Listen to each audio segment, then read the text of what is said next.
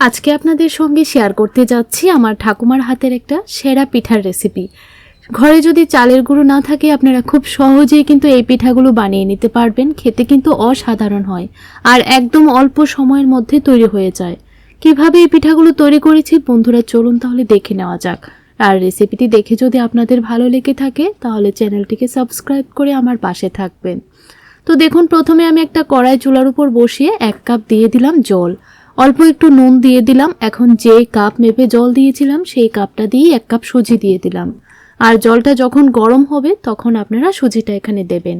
এখন এই সুজিটাকে রান্না করে নিতে হবে প্রায় 5 থেকে 6 মিনিটের জন্য। আর তখন আপনারা গ্যাসের ফ্লেমটা একদম লোতে রাখবেন, না হলে সুজির যে জলটা আছে সেটা খুব তাড়াতাড়ি কিন্তু ড্রাই হয়ে যাবে। তো দেখুন বন্ধুরা, প্রায় 6 মিনিট রান্না করে নিয়েছি। এখন এই সুজিটাকে নামিয়ে একটা বাটির মধ্যে ভালোভাবে ঠান্ডা করে নেব, তাহলে আমার এই সুজিটাকে মাখতে খুব সুবিধা হবে। তো আবারও চুলার উপর কড়াইটা ধুয়ে বসিয়ে দিলাম। 1 কাপ দিয়ে দিলাম নারকেল কোড়া আর 1 কাপের মতো দিয়ে দিলাম গুড়। গুড়টা দেওয়ার পর ভালো করে নাড়াচাড়া করে মিশিয়ে নিতে হবে। তো দেখুন, গুড়টা কিন্তু খুব ভালোভাবে মিশিয়ে নিয়েছি। এখন সামান্য একটু দিয়ে দিলাম এলাচের গুঁড়ো। আপনারা অবশ্যই এই পুরটার মধ্যে সামান্য একটু এলাচের গুঁড়ো দেবেন, তাহলে দেখবেন এই পুরটা খেতে আরও বেশি ভালো লাগবে। তো দেখুন, ভালো করে কিন্তু নারকেলের এই পুরটা তৈরি করা হয়ে গেছে। এখন একটা বাটির মধ্যে নামিয়ে নেব। অন্যদিকে সুজির এই মিশ্রণটা কিন্তু খুব ভালো করে ঠান্ডা হয়ে গেছে। এখন খুব ভালো করে মেখে নিতে হবে। তো দেখুন, ভালোভাবে মেখে নিয়েছি। এখন আমি এখান থেকে ছোট ছোট করে লেচি কেটে নিচ্ছি। তো এখানে আমি লেচিগুলো কেটে নিলাম। এখন একটা টুকরো হাতের মধ্যে নিয়ে প্রথমে এইরকম গোল করে নিলাম।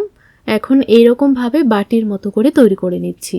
খুব ভালো করে মেখে নেবেন, তাহলে দেখবেন এই পিঠাগুলো খুব সুন্দরভাবে তৈরি করতে পারবেন।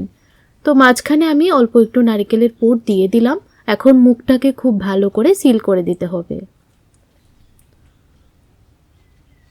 এই দেখুন, ভালোভাবে মুখটা সিল করে দিলাম। এখন আবারও এটাকে ভালো করে গোল করে নেব। এই দেখুন, এইভাবে গোল করে নিলাম। এখন আমি আঙ্গুল দিয়ে এইভাবে একটা ডিজাইন তৈরি করে দিচ্ছি। তারপর চামচের পেছনের দিকটা দিয়ে এইভাবে একটু ডিজাইনটা বানিয়ে দিচ্ছি, তাহলে দেখতেও সুন্দর লাগবে, খেতেও ভালো লাগবে। আর বাচ্চারা এগুলো খেয়ে কিন্তু ভীষণ পছন্দ করবে। তো বন্ধুরা, আপনাদের পছন্দ অনুযায়ী কিন্তু আপনারা যে কোনো ডিজাইন দিয়ে দিতে পারেন। তো আমি দেখুন এখানে মিষ্টি কুমড়োর মতো ডিজাইনটা বানিয়ে দিলাম। এখন আবারও কড়াইটা ধুয়ে বসিয়ে দিলাম। দিয়ে দিলাম 500 গ্রাম দুধ। দুধের মধ্যে ভালো করে বলক চলে এসেছে। দিয়ে দিচ্ছি 1 কাপের মতো চিনি। মিষ্টির পরিমাণটা এখানে আপনারা বুঝে দিয়ে দেবেন। আর সামান্য একটু দিয়ে দিলাম এলাচের গুঁড়ো। এই এলাচের গুঁড়োটা কিন্তু অবশ্যই দেবেন, তাহলে দেখবেন ফ্লেভারটা খুব ভালো আসবে। আর আপনারা চাইলে এখানে চিনির পরিবর্তে গুড়টাও ব্যবহার করতে পারবেন।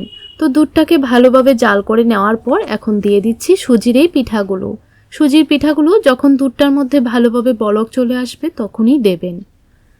তো এখন এই পিঠাগুলোকে প্রায় 3 থেকে 4 মিনিট সময় নিয়ে ভালো করে সেদ্ধ করে নেব।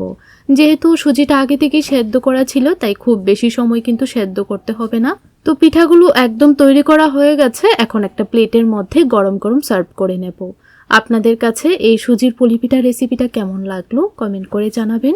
ভিডিওটি দেখে যদি ভালো লেগে থাকে চ্যানেলটিকে সাবস্ক্রাইব করে রাখবেন, লাইক শেয়ার করতে ভুলবেন না। তাহলে আজ এই পর্যন্তই, দেখা হচ্ছে পরের রেসিপিতে।